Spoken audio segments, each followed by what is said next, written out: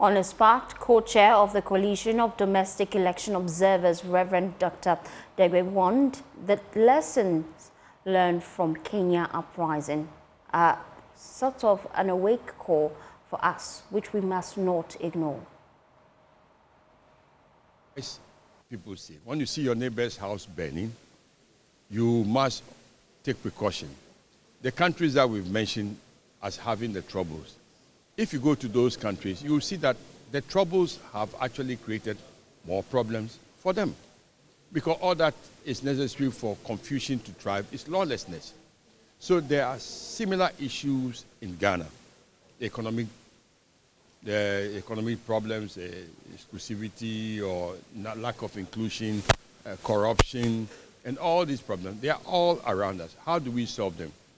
I think we ought to sit down as a nation, and if I may say, as a civilized nation, as a torchbearer of African unity, pro-democracy, first in everything, that let's put our house in order. If we can do that, then we will see that, yes, let's take the stand that if something is wrong, it is wrong. You don't have to wait for the Gen Z to take over power. Excuse me to say, they are also citizens.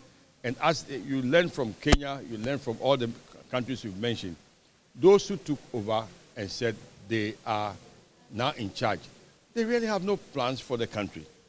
And then other opportunistic elements have joined, and they are plundering and doing the wrong thing.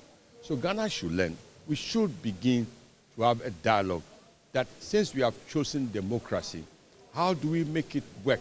That is better for corrupt people to be dealt with and sanctioned, liars, politicians, cheats, to be dealt with, than to spoil our country for us.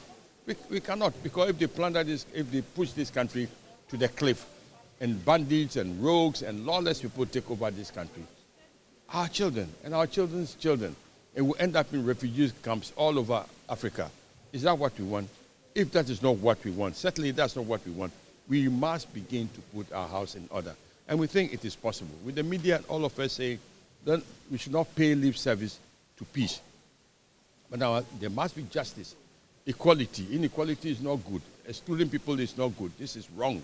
Let's all work towards a peaceful, fair, just country.